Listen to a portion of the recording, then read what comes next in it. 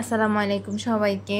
Welcome to Sherjan mom kitchen. আজকে আমরা নিয়ে আসলাম বরাবরের মতো নতুন একটি রেসিপি আপনাদের সাথে শেয়ার করার জন্য।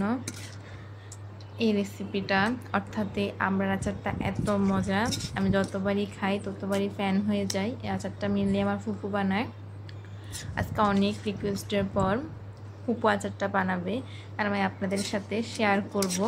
যদি কাউকে বসে আনতে চান অবশ্যই এই আমড়ার আচারটা তাকে খাওয়াবেন, সে মাস্টলি আপনার বসে চলে আসবে। তাই বাসায় একবার হলেও ট্রাই করবেন, অনেক মজা, অনেক টেস্টি, মনে হচ্ছে যেন রসগোল্লা খাবেন, এত সফট হয়, এত মজা হয়।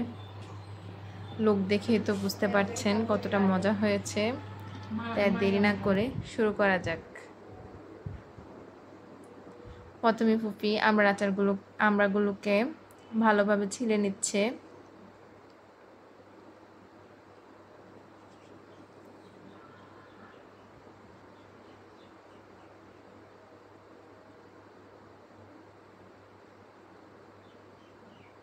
দেখতে পাচ্ছেন সবগুলো আমড়াকে ভালোভাবে ছিলে নেওয়ার পরে মাঝখানে ফালি করে নিচ্ছে।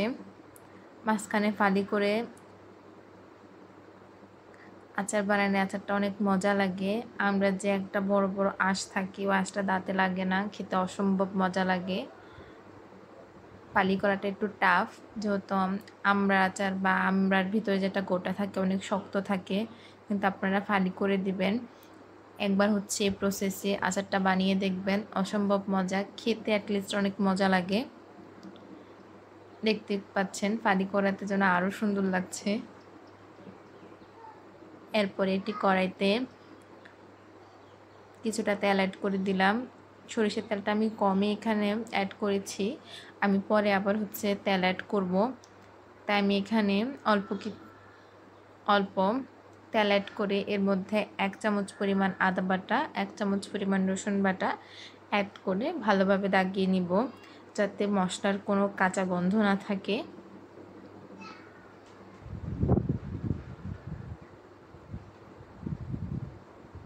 তেলের মধ্যে মশলাটাকে একটু সময় নিয়ে দাগিয়ে নেবেন, এতে আচারের টেস্ট ভালো আসে, মজা লাগে।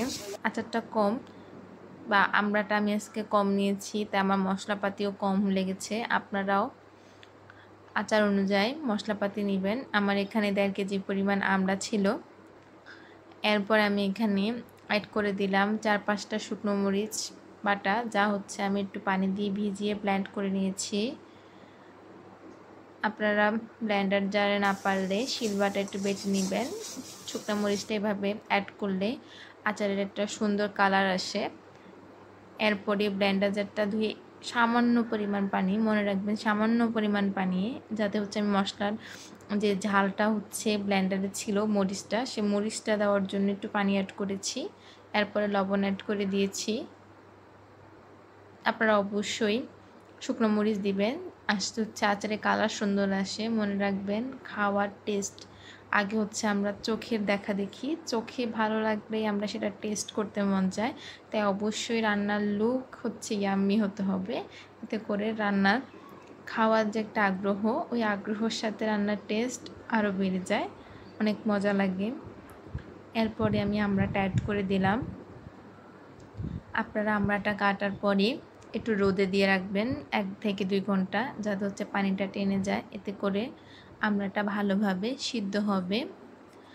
আজকে 4-5 দিন টানা বৃষ্টি থাকাতে আমি আমড়াটা শুকাতে পারিনি, তাই আমি ফ্যানের নিচে রেখেছি কয়েক ঘন্টা। কিন্তু আপনারা রোদ থাকলে অবশ্যই একটু রোদে নিয়ে নেবেন, যাতে হচ্ছে আমড়াটা ভালোভাবে সিদ্ধ হবে, খেতেও অনেক মজা লাগবে। দেখতেই পাচ্ছেন মশলার সাথে আমড়াগুলোকে আমি ভালোভাবে দাগিয়ে নিচ্ছি। আপনারা একটু সময় নিয়ে দাগিয়ে নেবেন। আচার করতে একটু সময় লাগে, আচার বানাতে সময় লাগে। যত সময় দিবেন আচারটা তত মজা লাগবে, তত টেস্টি হবে। একটু সময় নিয়ে রান্না করবেন।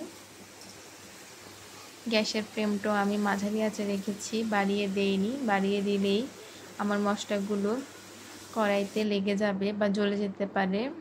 তাই আমি গ্যাসের ফ্লেমটাও মাঝারি হিটে রেখেছি। এরপরে আমি এখানে 1.5 কাপ পরিমাণ চিনি অ্যাড করে দিলাম। চিনিটা আমি কমে অ্যাড করেছি। যদি আমের আচার বা জলপাইয়ের আচার হতো তাহলে আমাকে বেশি চিনি অ্যাড করা লাগতো, কারণ ওদের মধ্যে টক ফ্লেভারটা বেশি থাকে। আমড়ার মধ্যে টক মিষ্টি একটা ফ্লেভার থাকে, আর আমিও আচারটা একটু টক মিষ্টি ফ্লেভারই করব, তাই আমি চিনিটা অত বেশি দেইনি, তবে অত কমও দেইনি, যাতে একটু মিষ্টি হালকা একটু টক টক ফ্লেভার থাকে। তা আমি এখানে 1.5 কাপ পরিমাণই চিনি অ্যাড করেছি। এবার চিনিটা অ্যাড করার পরে চিনিটা গলে ক্যারামেলের মতো হয়ে যাচ্ছে, কালারটা অনেক সুন্দর আসছে। আমি আচারটা একদিনে বানাইনি, আচারটা আমি 2 দিনে বানিয়েছি। প্রথম দিন আমি ভালোভাবে মশলাগুলো আচার সাথে দাগিয়ে নিয়েছি। এরকম দাগিয়ে নিলেই আচারগুলোর কালারটা সুন্দর আসবে। পরের দিন আমি এরকম একটি কড়াইতে এখানে 1.5 কাপ পরিমাণ তেল অ্যাড করে দিয়েছি, সরিষার তেল। সরিষার তেলটাকে ভালোভাবে গরম করে নিতে হবে, একদম উত্তপ্ত গরম করতে হবে, যেন তেল থেকে ধোঁয়া উঠতেছে এরকম করে গরম করতে হবে।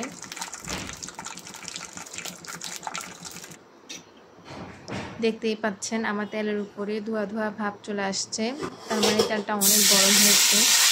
এরপরে আমি যে আচারটা কালকে রাত্রে আবার জাল দিয়ে রেখেছি, সকালে এখন গরম করে তেল অ্যাড করে দিয়েছি। এরপরে আমি এখানে অ্যাড করব 5 ফোড়ন। আমি এখানে 1 টেবিল চামচ পরিমাণ 5 ফোড়ন অ্যাড করেছি। আচারের মেইন ইনগ্রেডিয়েন্টস কিন্তু 5 ফোড়ন, যেটা আচারের একটা সুন্দর অ্যারোমা নিয়ে আসে। গন্ধ বা অ্যারোমা যাই বলি, গ্রান গন্ধ যাই বলি আমরা, ওটা আমাদের খাওয়ার স্পিরিটটাকে বাড়িয়ে দেয়।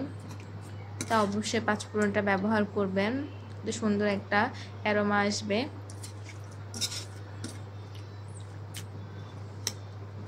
এরপরে আমি মিনিট 5 জাল দিয়ে উঠিয়ে নিয়েছি। সুন্দরভাবে আমি প্লেটিং করে নিচ্ছি, যাতে দেখতে লোভনীয় লাগে।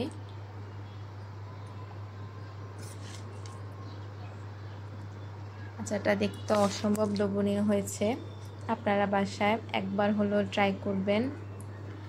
আপনারা এটাকে সংরক্ষণও করতে পারেন। আমি তেলটা কম দিয়েছি, কারণ আচার কম, আমি সংরক্ষণ করব না, ইনস্ট্যান্ট খেয়ে ফেলবো। আপনারা তেল বেশি দিয়ে সংরক্ষণ করতে পারবেন, কোনো সমস্যা নেই। আজকে এই পর্যন্তই। সবাই ভালো থাকবেন, সুস্থ থাকবেন। আল্লাহ হাফেজ।